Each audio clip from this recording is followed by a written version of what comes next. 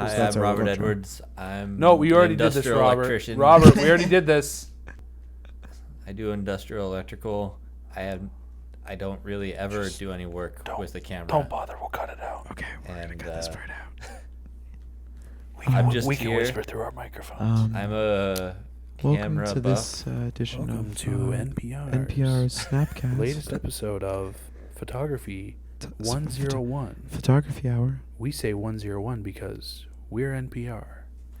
And we I think thought that this was 102. we think 101 is a little too harsh. Nobody invited you, Robert. Well, seriously Yeah, though, I invited you 101 guys. doesn't make sense because it's not an O, it's a 0. Welcome to SNAPCAST.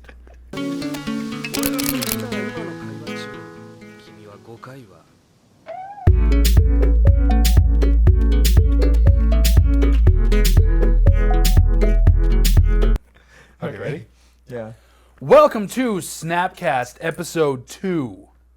The Snap Strikes Back. No, Attack of the Snap. Yeah, there we go. This is the prequel that you didn't ask for, nor did you deserve. But we gave it to you anyway. But we're looking for money, so let's throw something out there. Yep. We haven't been relevant since Indiana Jones, so. Wait, what? Wait, that's No, our so This metaphor is getting way too specific. yeah. Okay, anyway. What does that do? Whose phone just rang? Wasn't mine. Give it I here. got an email. Give it. I'm turning it off. Give I'm it. turning off. It's off. Give It's it off. here, It's off. Robert. It's off. It's off. Robert. It's off. Thank you. I panicked. Look at Hi, I'm Robert Edwards. I don't know what's going on here. They just tell me to show up and sit in this chair and talk into this microphone. He's the comic relief. I'm comic relief. You're the plucky comic relief. Lucky comic relief. Hi, I'm Robert Edwards. I am a amateur photographer, and I sometimes help these guys. / friend that was invited. He lives here. I live here, and they want to use the living room, so I make demands. They have to follow them. Me next. Therefore, I get a cool microphone Okay. I'm gonna interrupt and a Robert. chair. I'm Jake Swan of JakeSwanPhotos.com. Why did you hold your laptop up when you said that? What? You were like, I'm Jake Swan? I'm Jake Swan. You don't have This is a Swan MacBook. photos written on the back of that yet. I will. No. Yeah. So I'm Jake Swan, the photographer of the video photographer sort of dynamic we have going on. So yeah, that's about it for me. An introduction. I'm Levi. I'm technically a photographer. I have sold photos, done video shoots and photo shoots before, but I'm not like a regular one. I am a big movie buff, and I like making movies, so that's kind of my thing. But you're more on the commercial end of things. Though. Yeah, I've done more like You do commercial work like pretty often. I've sold photos to a local bank chain. They put up in their lobbyways. And you've done video. I've done video for a local convenience store, product photography and video for them. Don't sell yourself short. That work was awesome. Yeah, that's fun. And I do a lot of animation actually. That's where I actually make the most money is with animation. Yeah. Motion graphics. Cool. So a few things we're going to be talking about today is black and white photography, and what else? Film's not dead. Hashtag film. Hashtag Hashtag. film is not it. Hashtag film is not dead. And then we just Yes. And then we have a few assortment of questions. we have a few questions For each other. For each other. Yeah. I do not have as many questions asked to me, but you know, No, you whatever. do not. So, who's gonna get us started? I I think Jake should, being the photographer. Well, I mean, it's a topic that touches video also, but black and white photography, to be specific though. So black and white photography, we were kind of just chit chatting about it, and one day actually Levi sent me a text just out of the blue with a quote, and it was something to the effect we should have looked it up in the meantime, but basically the quote, the idea behind it was a color photo shows you things, but a black and white photo tells you what those things are. And it was kind of part of what brought on this whole little discussion about black and white photography. Kind of linking back to, it's the original medium of photography, of film, of just, capturing an image in that sort of way, using a camera versus, a painting or whatever. So, and I think when I found that quote, what I thought was really interesting is the more I thought about it, I was like, black and white was technically the first means of photography. right. And Josh, the 70 just shut off.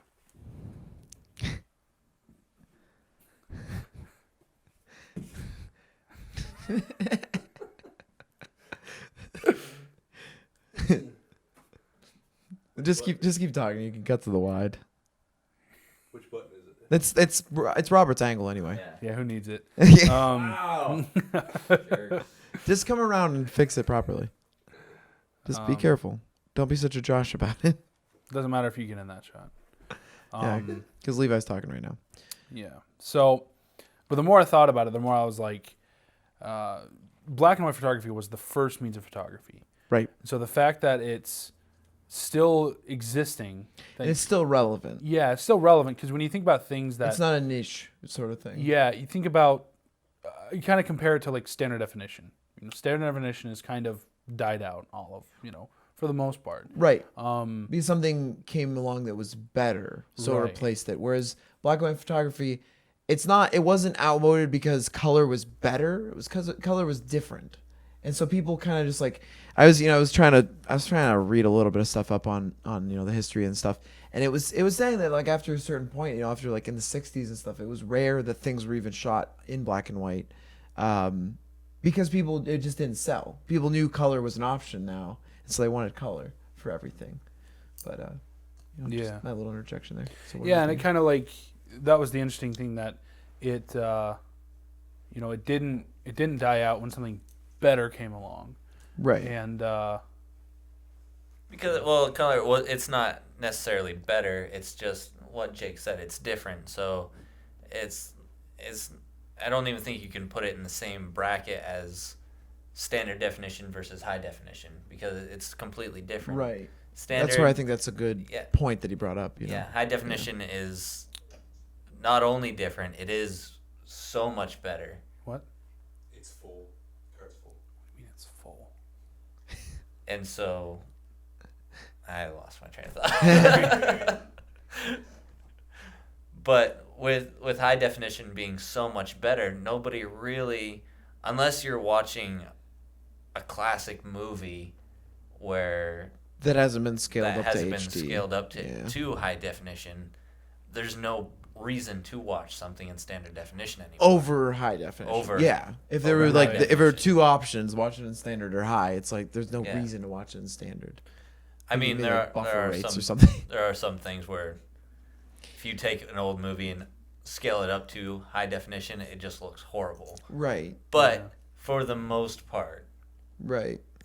high definition is better. And that's But- the same case with black and white versus color, where color photos aren't better than black and white photos. Right. So It's going just back to different. exactly going back to photography, it's not. I mean, Yeah. that's kind of more of a video thing with standard, versus. I mean, I guess you could make the comparison in the digital world, like a like a one 4 meg- a one- megapixel, yeah. Yeah. 4 megapixel image versus a 22 megapixel image or whatever. But I think to keep it, because this is kind of going to touch on our next subject, but to keep it pure, let's say just film, color film versus black and white film. So they're equals in all categories except for the fact that they're black and white or color. So it's like, which one? Neither one is better. But why are we still drawn to black and white? And I was thinking about like two of my favorite photographers were known for their bodies of work in the black and white realm. They both did color. They both had color work, but it isn't anywhere. Like I think it's been talked about quite a bit. It's years old now. This story about Vivian Meyer. She was a nanny that was basically an amateur photographer back in like the 40s and 50s and so on. And they just recently, like, you know, within the last few years, like I said, they found all these negatives that just never surfaced. And she wasn't known for photography. I mean, she was just this nobody, but they found all these negatives, and this guy, you know, developed all of them, and he made a book because it was just this, you know, all the images were so striking, and they were just, it was street photography. And she just captured all these moments that we would never have seen. You know, I mean, they're not famous, high profile people, but they're, you know, it captured, it really captured the essence of like humanity. Right, exactly. I mean, I want to steer away from the cliche, but it froze the moments in time. You know, it really froze that time period. But and then the other person that I was thinking of is like Ansel Adams. You know, you can't really mention black and white photography without mentioning Ansel Adams, and it's just like you see those amazing photos of the mountains and stuff. I was out in Colorado last year, and I, you know, going through my shots and editing them, I want to make all of them black and white. And I hate to say that because I know the colors looked beautiful because it was June and like everything was green, and you know there were a lot of colors, but the black and white, it makes you think about it more. You know. Well, it's like the quote. You know, did we already read the quote? Yeah. Okay, yeah. So it's like the quote being, a color photo shows you something, but a black and white photo tells you what it is. Like there are a lot of times that sometimes, like we were talking about it earlier, but I was kind of saying that sometimes when the color recreation by the camera just isn't necessarily right. You know, like there's nothing wrong with it, but sometimes it just doesn't. It wasn't what you right. saw in the moment. Right. Or even like with your photos. Like I'll be looking at what like a wedding you did or a portrait session you did. And there's just like when you make it color, it's just like there's just something about it that you don't like. You know, that it's just like the greens and the leaves, like they look like a beautiful green, but you're like, but then the skin tones are wrong. Right. And so or vice versa. Exactly. So it's you like know, skin tones are perfect, but you look at the surroundings and it just like makes it look blah. Whatever. And so it's like with the black and white, you suddenly have so much more. Suddenly, by making less latitude, you have more latitude. Yeah. Right. You know? It's like you have the ability to just focus on the one thing. Because it just falls back on to less is more.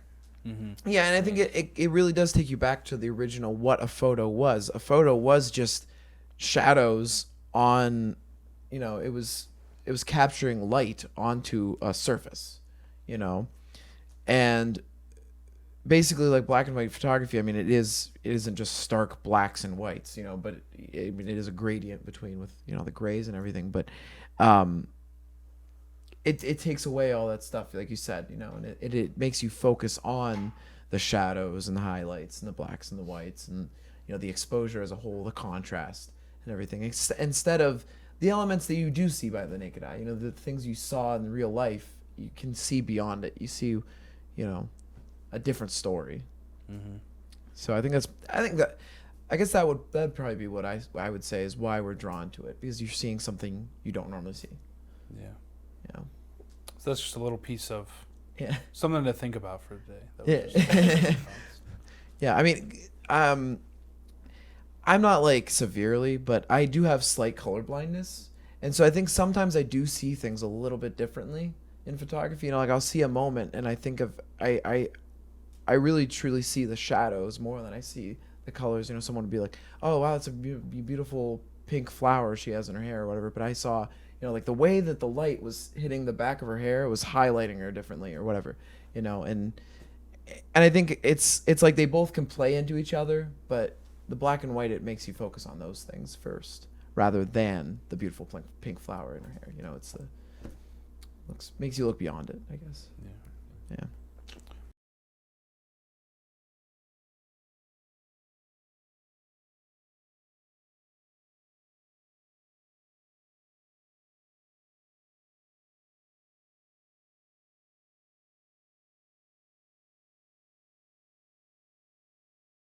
Episode 2.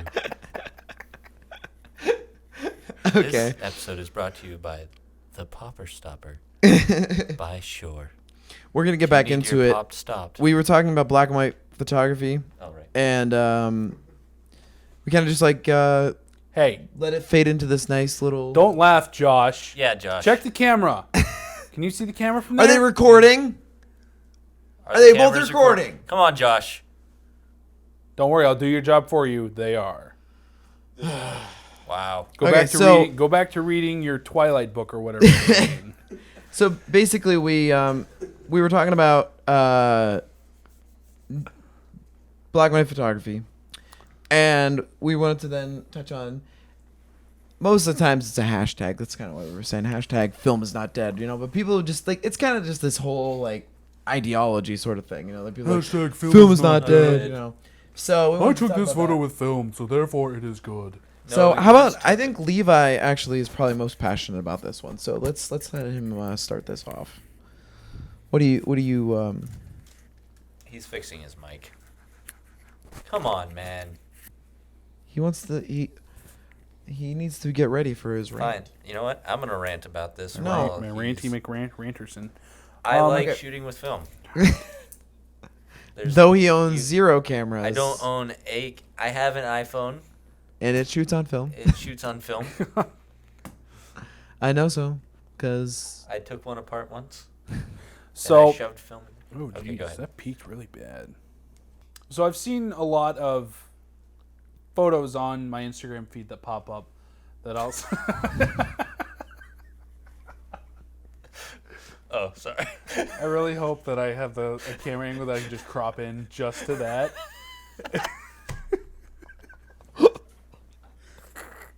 I do actually. I'm gonna crop it from that. oh my god. Oh jeez. I couldn't help myself. His hand was just right there. Hey, Anyways. nobody said you could laugh.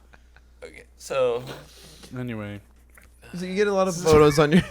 see a lot of photos on your Instagram. so I've seen a lot of photos on my Instagram feed that say that'll just look like a normal photo, Like a normal snapshot. snapshot, Mhm. and Not I'll- a photo, a snapshot. right. And actually, a lot of There's a times difference. it's even like crooked, and out of focus and soft. But I'll see the hashtag on it that says "film is not dead," Mhm. and there's even one person I follow that will post stuff like that, and I'm like, they're not bad photos, but Right. I wouldn't say that they're something that a photographer would try and be known by. Are they even worth posting regardless? Like if it was a digital photo, would you post it then? Yeah, You know what I mean? Like I right. feel like you Personally, wouldn't. I wouldn't. I feel like I think they're it's- just posting it because they're like, oh, I shot this on film, so it's automatically cool. It's like it's a free pass to it being a good photo because it was on film. And I think that's where the fine line is drawn in the whole debate between film and digital. Right. I feel that there is a time that using film is interesting. I think there are beautiful, especially with movies. I think there's beautiful movies shot on film. Right. But when it comes down to the debate between it, something isn't good because it was shot on film. Right. For instance, The Hateful Eight was shot on Panavision 70mm. Okay. And what are you doing on your phone? I was looking up the hashtag film is not dead. Oh, okay, never mind. Anyway, for instance, The Hateful Eight was shot on Panavision 70mm film. Right. It did not get very good critic reviews. Who directed that? Quentin Tarantino. Oh, okay. So there are a lot of people that will love it because it is a Quentin Tarantino film. Okay. Personally, I'm not that big of a fan of Quentin Tarantino, but he made such a big deal out of it being shot on film and about the scale of it. But if it's not delivering as a good movie, or as an exceptional movie in that way, Yeah. then what's the point? For instance, like we just saw 10 Cloverfield Lane. Fantastic movie. It was Incredible. shot on film, but if that had been shot on an Arri Alexa or a Red Dragon, Right. it You wouldn't have wouldn't made a know- difference. yeah, That you still would have wouldn't. been a fantastic movie. Yeah. But now bringing it back to photography though, a lot of those principles And- apply. But specifically, what do you think about photography I have seen- shot on film versus shot digitally? I've seen so many comparisons between Right. things that are shot on film, photography-wise, and digital photography. And I even saw one video that was a side-by-side comparison of them. Right. And personally, I could not tell the difference. Okay. And especially the way they did it, they said, guess which one is film, which one is digital. Yeah, And it wasn't about like 50% of the time I chose wrong. And especially when it comes to film, the only time, I don't know if it's just me, But the only time I can really tell is when it's grainy. it's grainy, but also when it's in video, when it's a movie. There are certain times I can tell, but for the most part, I feel like if there's a certain look you want to get with from film, for the most part, you can gain it digitally. Now here's going off of that thought there. I know you have different tools with what's it called? What's that plugin they use? Magic Bullet Film. Right. So that mimics film. For me, I use like the VS Code. I'll use some of the VS Code presets, and then I tweak them all the time. I'm sure you tweak the presets, from that and stuff. But basically, the thought behind it is, we're not saying that the colors and stuff have no merit in film, like, because they are incredible. I mean, they were the standard for so many years.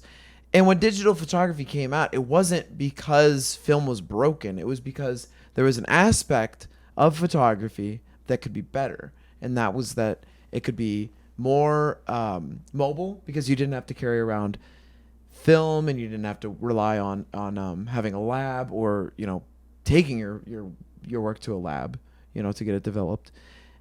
And two, just like the fact that you can shoot on the same card over and over and over and over, and it's like, when does a card really die? Yeah, I was gonna say something about that too. It's the cost aspect of things.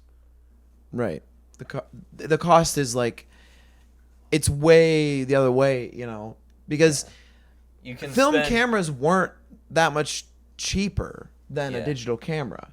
I think people will forget that, now they are because of the fact that digital's out, but back in the day, they weren't cheap. Cameras have never been cheap, so the initial investment might seem heftier on a digital camera, but you can, especially with the way, if photography froze where it is right now, we'd be fine, and with, like you said, like, you can mimic certain looks digitally, and I think, people want to argue, purists want to argue like, well, yeah, but it's not the same.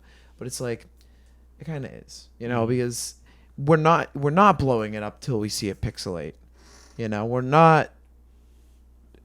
I don't know. I just like the things that make a film photo don't really hold weight, Yeah, I mean, me as an amateur, I've looked at photos side by side. I think I've seen the same video that you were talking about of digital versus film.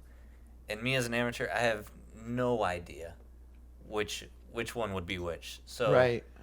As far as saying film is so much better than digital, to me it doesn't make a difference. Yeah. I think also a lot of people that are, let's face it, a lot of people that are supporting of film only are hipsters, who really are in it for just the idea of shooting on film. Right. They want to feel like they're better for some reason. And I think most of it is nostalgia. Right. And I think a lot of, especially like you think about like Hollywood, and this is where my side of it is, a lot of it's based in the active in Hollywood using film. Unfortunately, what you have to realize is that the film industry can be very political. Right. And that some of the directors that are like, I'm only going to shoot on film, it's because, one, they've always shot on film. Two, they have friends who are in the film loaders union, it's an actual union where they just load the film. And, they're cinematographers that are friends with these people, that these technicians that only know how to load film, that's their job. Right. And a lot of that is based in that. And a lot of people that are disciples of these directors take that opinion because they are fans of that. But director. again, I think like Jared Polin's brought it out like a million times every time it comes up, he brings it up. That what do they do when they've developed the film? They put it on a disc. Right. They take it to a lab. They develop all the film and they do all the processing. And it's hard work, and a good, someone that really knows what they're doing, that's a talent. Like, not to completely go off on a tangent of what my point is, but just for example, like Kodachrome, they stopped making it because basically no one had that, you know, that art was, it died off. People didn't know how to develop it anymore. There were very few people that were developing Kodachrome as a very specific film. But anyway, going back to what I was saying is, they develop this film, and then they put it on a disc, and then the people take it back and put it on their computer, and then they put it on their social media. They don't enlarge it and use the negatives for other things. All they do is they scan it in, and they use it in digital applications anyway. So what's the difference if I take it on a digital camera and make it look like film versus taking it on a film camera and make it digital?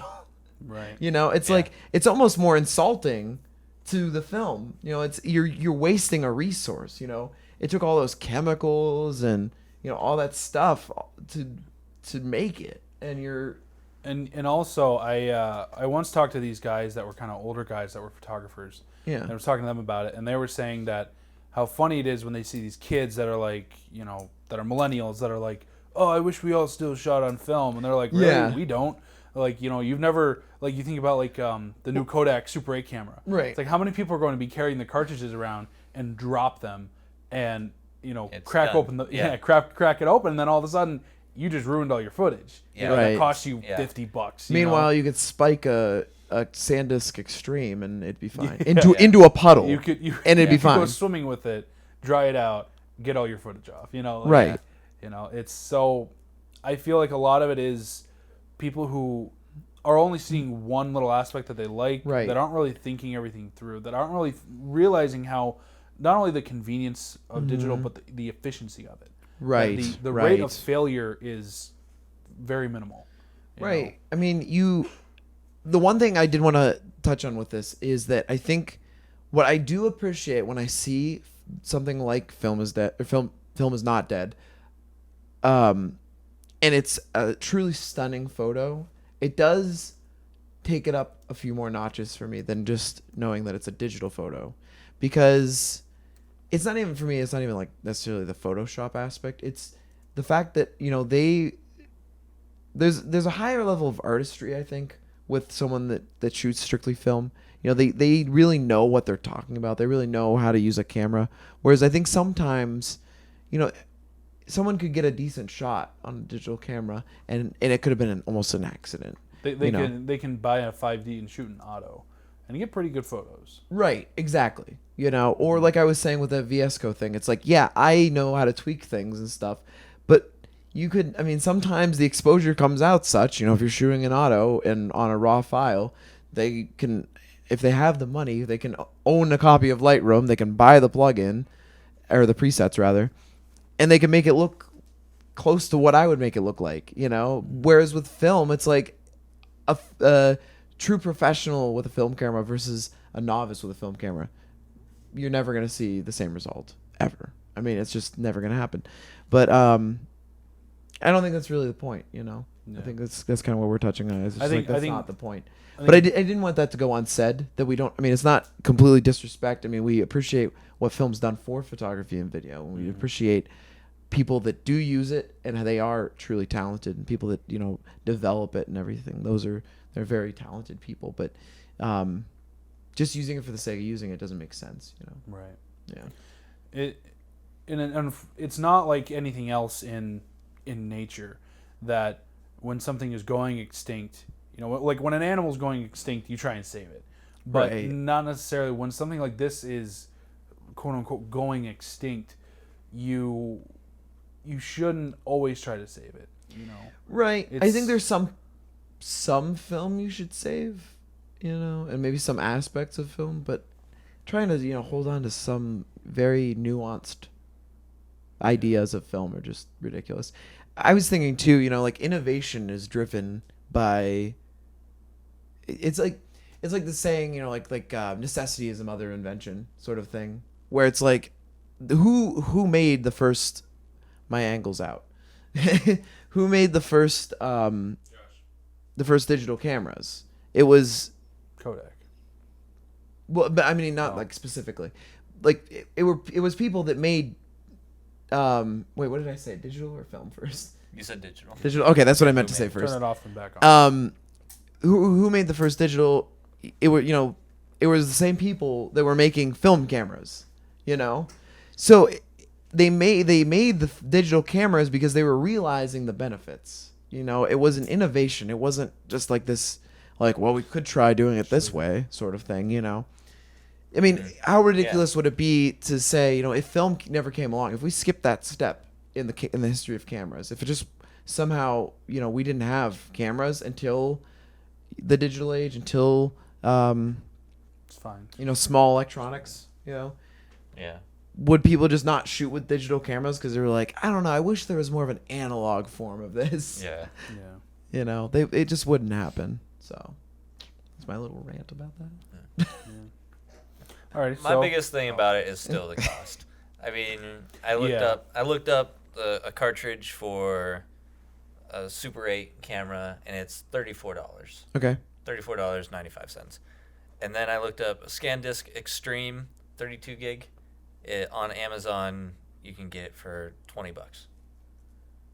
So, just the cost is, and that's just the 32 gig. You can get 120. You're spending $122, which is that's expensive, but in the long run, you're saving money. You don't have to, because that cartridge you can only use that once. Right. The ScanDisc, like Jake said, you can use over and over and over and over. Yeah. Until there's nothing Especially left. Their higher grade products like that, the Extreme, you know. Yeah. But I mean, for another example, bringing it back more to photography, you know, like I do like Polaroids, more kind of like the nostalgia factor. You know, I think it's kind of cool. It's like this blind luck sort of thing, because there's other than the SX70, but you know, like I like just, you know, like the step one ones or whatever.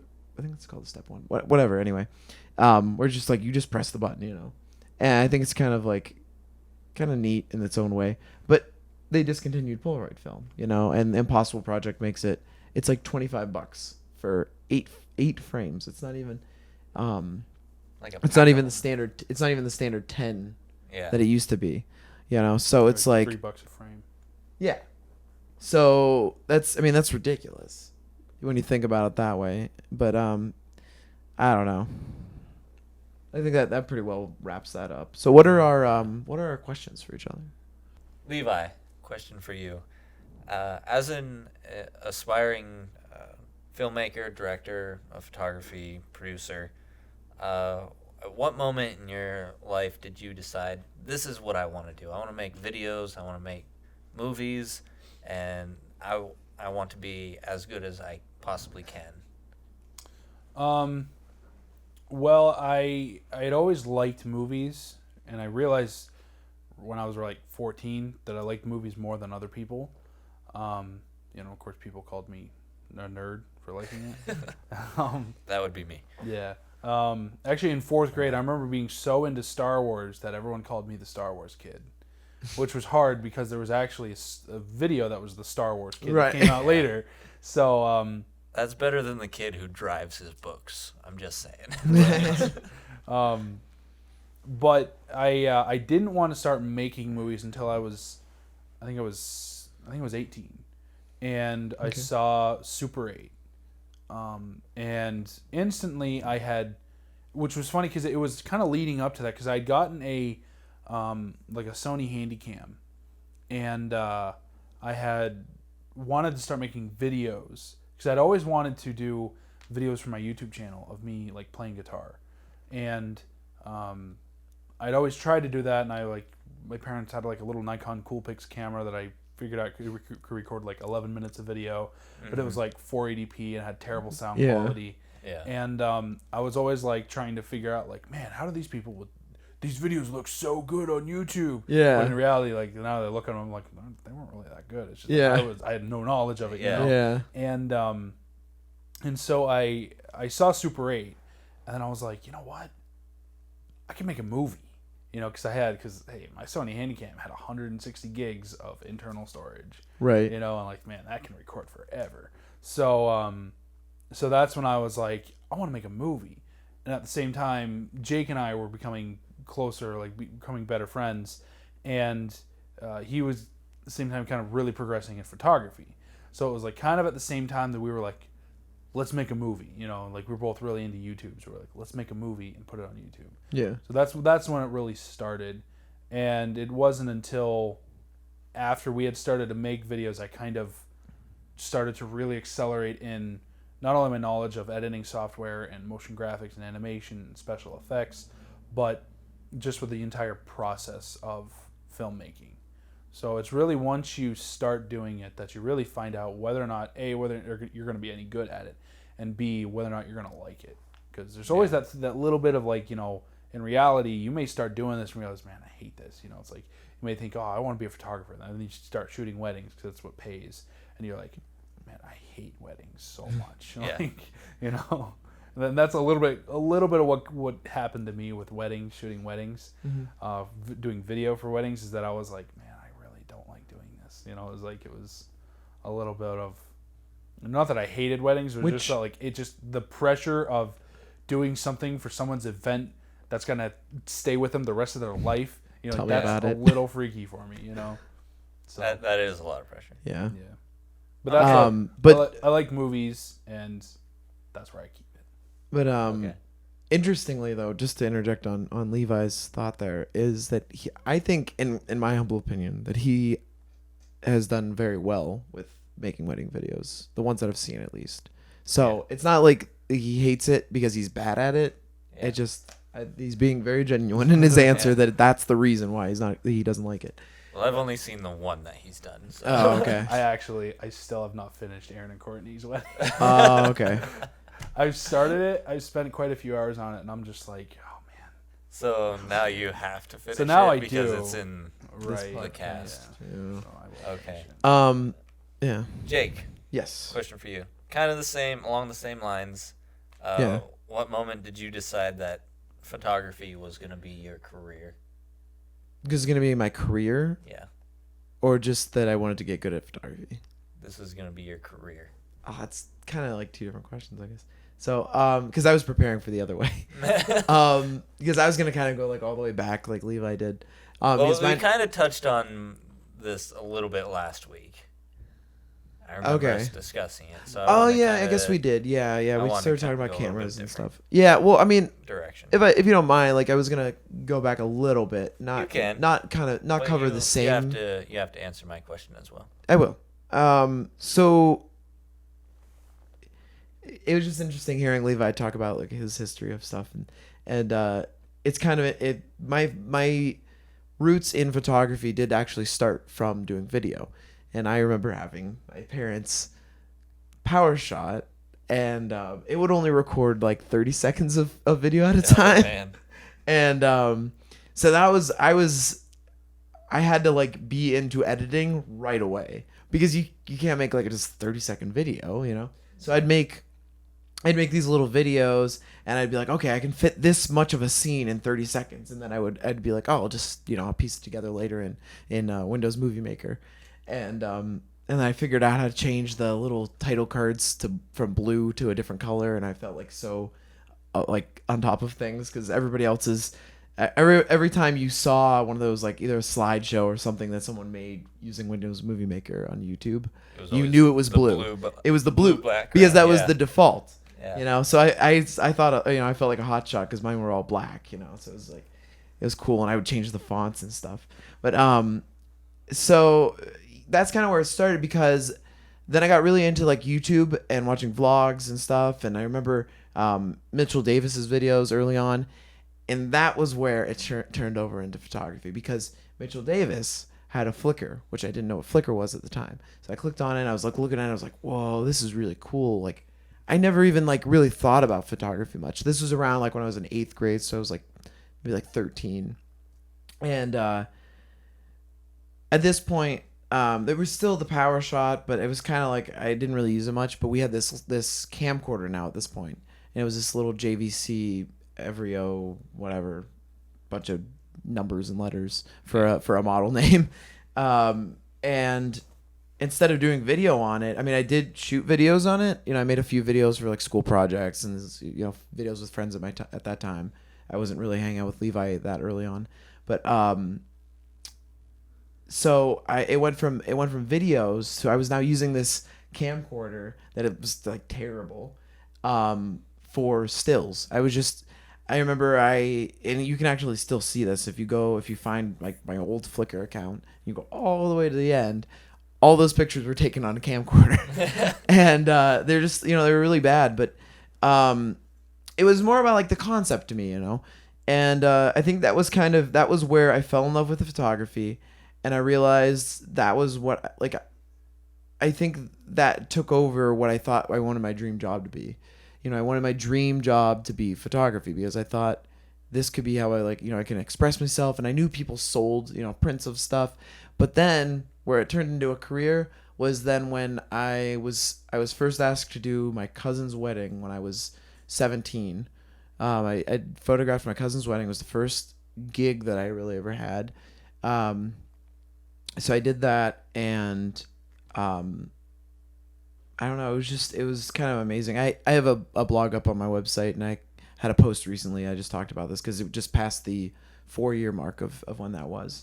And so it's more extensive on there if someone wants to check that out. But moving past that point, then when I didn't do stuff regularly in like paid gigs and stuff.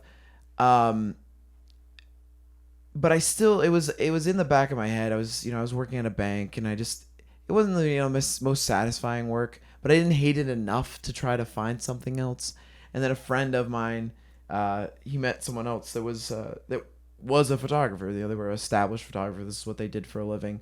And they were just talking and mentioned me, and he's like, yeah, get him in contact with me. So then at that point, I started working with this guy that was, doing photography already, and he gave me pointers mostly on like the business end of things and like how the flow of a wedding day goes and stuff like that. And then just it kind of, once I got a portfolio and people started hiring me, it wasn't even that I just decided it. It kind of just happened.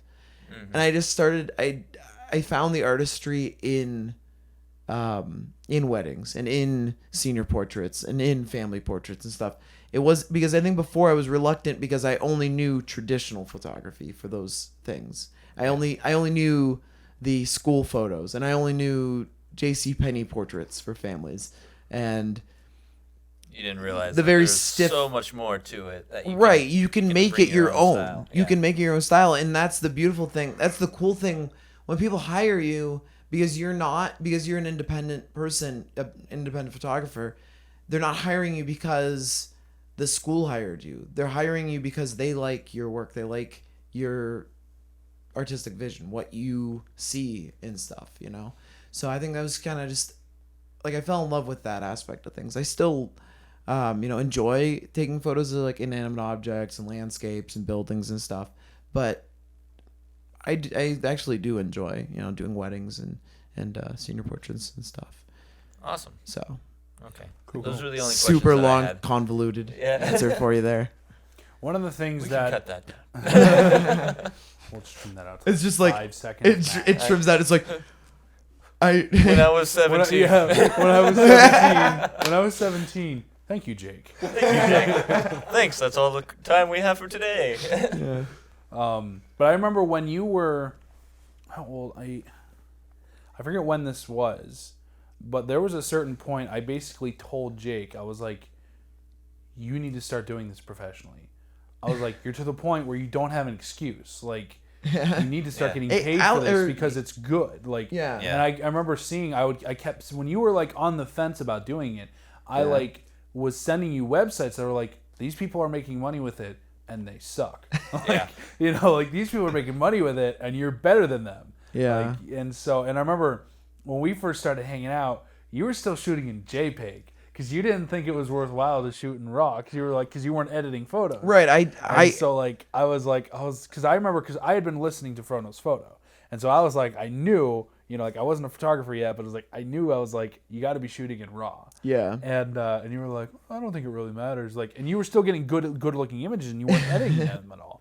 But I was just like, that was really the only reason. I mean, I barely really understood what RAW meant. I mean, I understood it was uncompressed because I remember I did it a couple of times and I was like, whoa, these files are huge, But when I only took one class ever, and it was at an art museum, and it was just was like a 5-week course, and it was like once a week. We met for an hour. So it was not extensive to say the least. It was not extensive. And one of the class, just 1 out of 5 classes, he discussed editing. And it was just like, it kind of went over my head because I was like, I don't own a copy of Lightroom or Photoshop Elements or anything.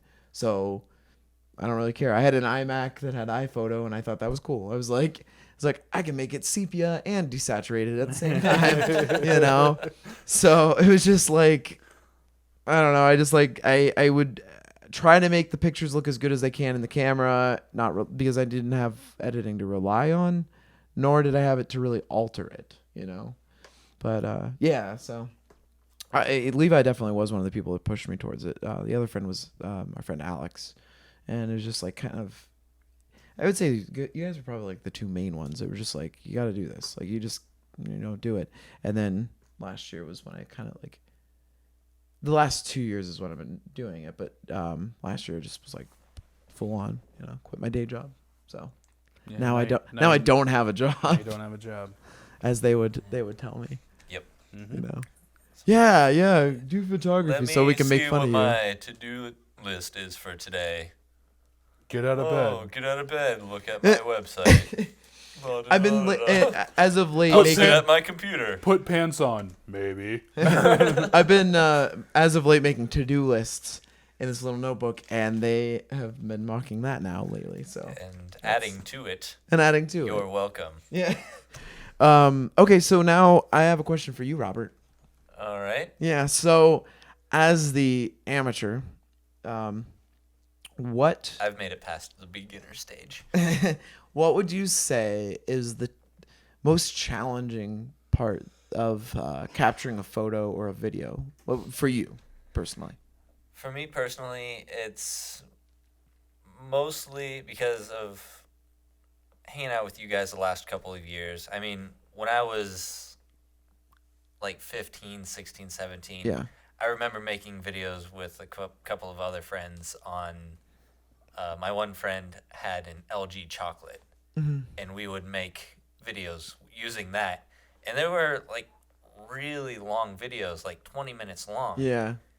And we thought they were hilarious, but none of us had a computer to edit anything on, so it was just constantly on his phone. So if we wanted to show anybody, he had to be there with his phone and be like, okay, and then he would play the video until the point where it would have been, and if we were able to edit, we would have cut it there. So he would play the video, stop it, skip to the next video and play it. You couldn't play the entire video because that wasn't the whole story. So right. We would have 20 minutes of footage, but only really be using 10 to show people. Well, just to interject, was it the first chocolate or the second chocolate? The first one. Okay, because I had one of the second chocolates, and there was a little option to pause while you were in recording. Yeah. So you could kind of do like a jump cutty sort of look to it. But anyway, so back to your little interjection. But doing that, and then we had lots of ideas to make the stupid videos, and we actually got a couple like just point and shoot cameras, but nothing really ever came of it. And then fast forward a couple of years, meet you guys, start hanging out, and it was really just before you guys really got into photography and video. And at that point, I don't even know what a DSLR is. Yeah. I mean, I had what was it? Coolpix? Yeah, a Nikon Coolpix. That's what I had as a camera. And you so Coolpix people. I'm like, ooh, camera, and I'll use the camera on my LG Dare over that. And so you had an iPhone when I first started hanging out with you. Yeah. So that was like right because. But I remember you with your. It was the LG Dare. Is that what it was? Okay, yeah. For some reason, before I thought that, I it was had the something. Nextel military phone. Okay. Where I could just throw it across the parking lot. Anyway. But kind of got off track here. But the most challenging what's the most challenging part? Is really the technical aspect. I mean, hanging out with Okay. you guys has helped a lot. Yeah. I mean, I've been able. It's kind of spoiled me actually, because I didn't have to start at the bottom where you guys started, with just That makes getting sense. taking pictures on a camcorder or Yeah. stuff like that. I mean, I've been able to start. I right away started out with Levi using a T5i or is it T4i? Yeah, the T4i and the Sony Handycam, and then doing photos with weddings with Jake. I was able to use your camera for that, the T5 or T4i with that. Yeah, the T2i, and then used. 70. Yeah, I used his 70 for a few. Yeah. Yeah, before he got the 70. Right, but you used my camera, Did I? the Oh. T2i. Remember, he broke But his T4i. Oh, that's right. But anyways, just being able to use Anyway, yeah, I know what you meant. this Yeah. gear, and then when Levi and I went to the DR, he had the C100 and the GH4. GH4. Right. And so it's like right away, I don't have to start out with this crappy camera. And so just learning, having to dive right into it and learn. So very, very specifically though, would you say you mean making the exposure, or composing the shot, or what? I was What would you getting say? into that. Okay. Just learning the technical aspects of these cameras. So like where the aperture should be in certain lighting situations, the Okay. ISO, shutter speed, and stuff like that. It's been a challenge getting all of that down, and then when you have a setting just right, remembering that that's not always going to be the proper setting for the rest of the time that you're shooting, that you're going to have to constantly be changing Right. according to where you're shooting at or where you're filming at. And Right. so I think that's the biggest challenge, is just remembering to change those settings Okay. and getting it right with the lighting and making it look good, as well as framing, because I've been told I have issues with that Yes. according to the last wedding we did. But he doesn't use any of my pictures anyways. So But you That get It's really- with it's really- video, and with But you get video, to you're eat a little cake. shaky. You're yeah, literally shaky. and focus. but you get to is eat the- cake and dance with the bride. So. But I eat cake and I dance with the bride to all these weddings that I'm not invited to. Yep. So, yeah, So that's you- really yeah. the biggest thing of it. And I realized that I think personally that I'm better with video, because there's a little bit more forgiveness with shooting a video rather than taking a picture. It's okay, I have one chance to get this candid shot. Oh no, the lighting was off. It was too dark. Because if And now that moment's Suddenly, gone. you accidentally left Levi in the middle of the frame, and it focused on him instead of the bride and groom. Instead of In if the Levi video, can leans you- back in between the bride and groom and you see his smiling face. In and the I don't remember video, if I can give you- I don't remember if I gave a thumbs up or not. I should. can Yeah. you put that in the video? I'll send that to you right now, so we don't forget. yeah, so when you have This is a stuff like specific shot. Just that was like a perfect shot. Of Wow. The one usable shot that Robert had from that wedding. was and not it a usable focused shot. on me in the background. That's me in That the wasn't corner. the only used shot from that wedding. Okay. There was a couple. I think I did good on that wedding. That was a fun wedding. Yeah.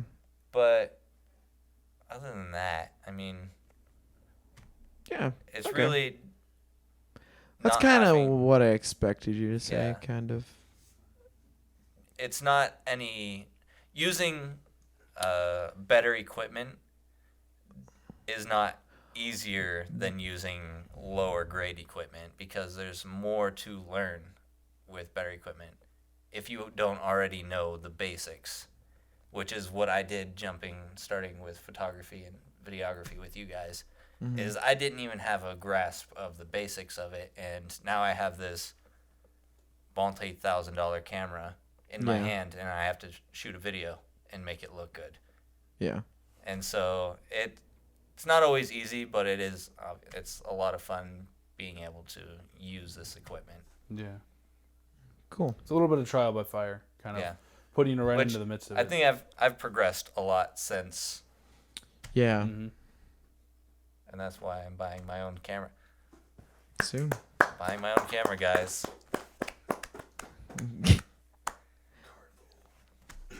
Wow. Okay.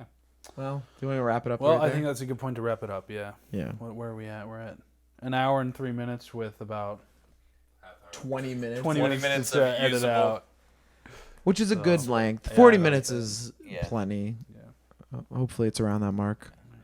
Okay, so that was Snapcast episode 2. So 2. So we will see you next week. This Do is you think- Levi. Do you think we'll have any viewers by then? Hopefully. Maybe I if you hope. have any ideas, Yeah, put some topics down in the comments. put some stuff And down some there. questions and stuff. And, I mean, if you're on our other social media, put it there too. I mean, if you Like want to Snapchat. put it on Snapchat, Instagram, Twitter, blah, blah, blah, blah, blah, blah, Beam. So, I don't Beam, know how you do yeah. that. Beam but it. yeah. beam a reaction with you holding a note that will say what your suggestion is. And And if it's a we'll long note, screenshot just it. do stick-it notes and peel them away. As you do your reactions. Now, the Okay. hard thing is that requires us to post a lot of video to Beam Right. to react to it. So, but yeah. So, yeah, my name is Jake. name's- JakeSwanPhotos.com. My name is Levi from youtube.com/Levi Stutzman, Lost Cosmonaut, the Martin Brothers. Not My all that in name's- one. My name's Robert, and I have a YouTube channel. See if you can find it. Sounds good. Okay. And that's the end.